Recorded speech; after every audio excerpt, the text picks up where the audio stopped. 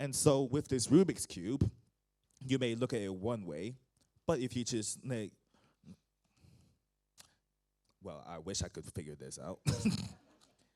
No, but if you just like keep at it, then eventually, not all the colors will align, and such as life. And then you finally figure out, no, what God has been trying to tell you. Thank you. And this is the Rubik's Cube.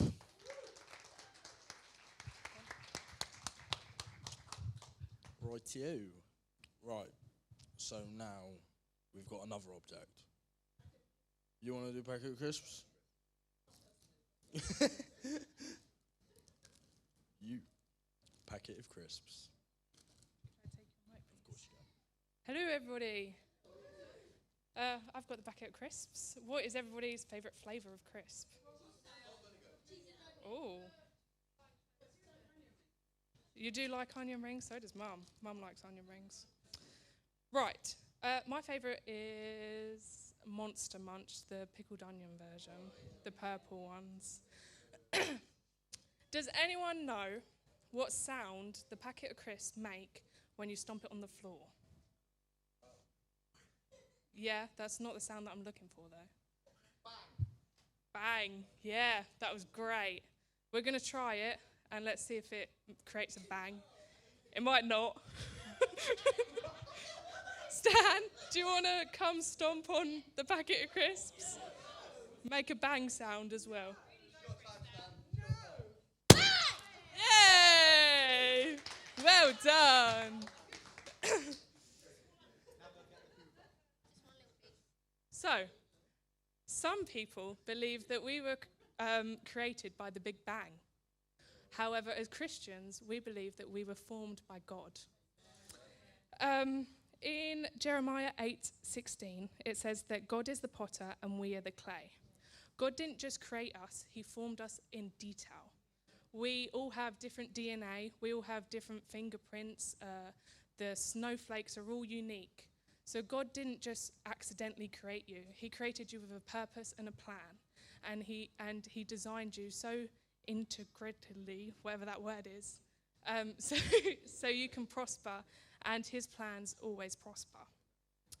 Likewise, he knows how many crisps are in this crisp packet. He knows the numbers of hairs on your head. So the short little message I wanted to give you today was that you are made with a purpose and in detail with God's eyes, and your plans will always prosper. Thank you. And you can have them now. Oh, die. You can have them. You can have that one. You can have that one. There you go.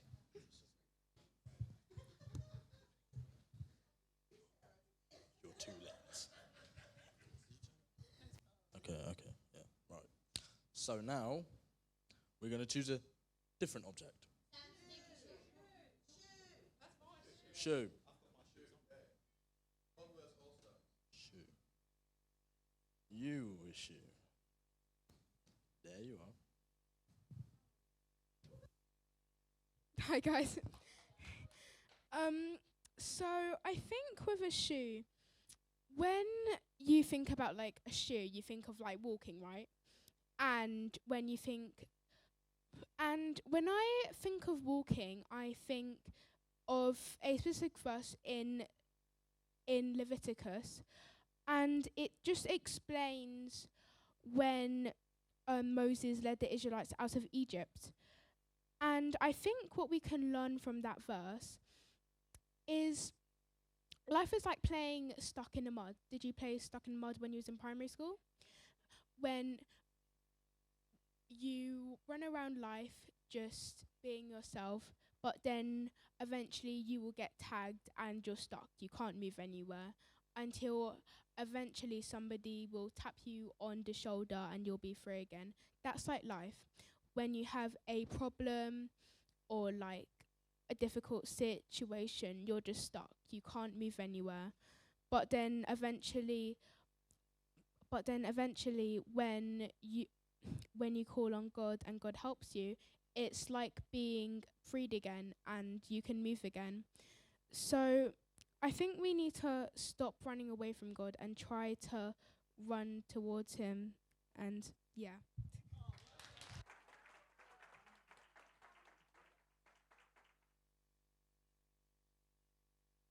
You've got your shoe. Right. We have 2 more objects left. We've got glasses and a vase. Vase? You want glasses? Oh, we're going to have 2 glasses then. Sam. Get your glasses. Yeah. I'll use this microphone. So, glasses.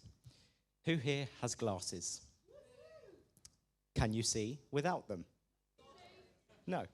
And when you went to Specsavers or wherever you went, did somebody help you find the right glasses? Yes.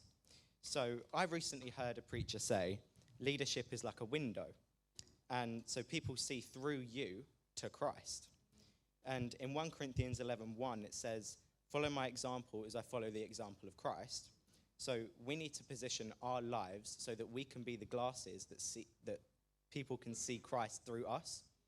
We need to help people put on their glasses so they can see Christ clearly. But how do you do that? Prayer and Bible study, worship and praise. We can't hide our faith. Even when you don't feel like praising or worshiping, even when you don't know the song, you still need to do it.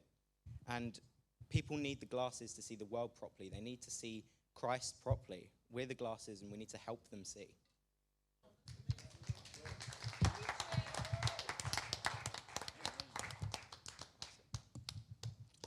Okay.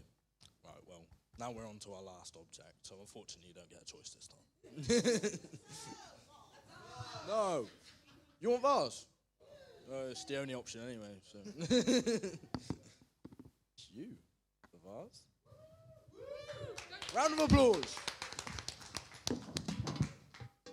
So who loves flowers? Because I know I do. So today I'll be talking about a vase. I'll be relating the vase to the themes of beauty, purpose. So one verse that comes to mind is 2 Corinthians 4 verse 7. It says, but we have this treasure in jars of clay to show that this all surpassing power is from God and not from us. So I'm trying to say a vase holds and displays flowers beautifully, beautifully and displays it. Our lives can hold and reflect the beauty of God's work. So both vases and our lives are delicate and can also be broken, reminding us of the importance of valuing and nurturing what we have. Thank you.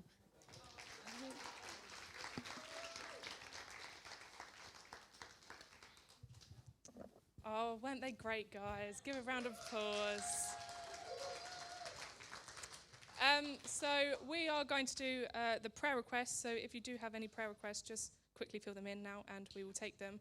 So we're going to do a performance piece and we're going to get you to go into little groups. We've got some prayers as well to prompt you of what you guys can pray for whilst we do the performance piece. So Amelia's just going to read out the prayer requests.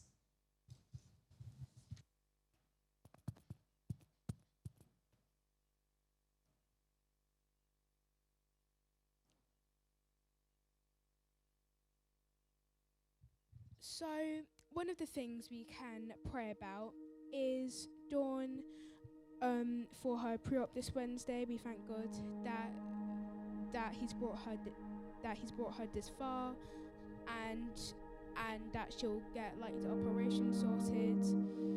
And we can also pray for the people, the women, the children affected by the war, the nations, and just hope that all of the wars find peace. Oh, thanks. And those in poverty, so if you don't have a job, then you can get it, and hope that they can get a house soon, and that they'll just find and then also finding Jesus and protecting your family, anyone, and again poverty, just protecting those in poverty to hope that they'll find their stable ways. and also the community, so like outreach and the cafe de lounge, hoping that it will continue happily, and also the church youth to grow, so obviously Sarah, and of how it impacts the community and of how it will grow in a very stable way. So yeah, so can we get into groups? How much? Of how many you want, and yeah, we can just pray about those things.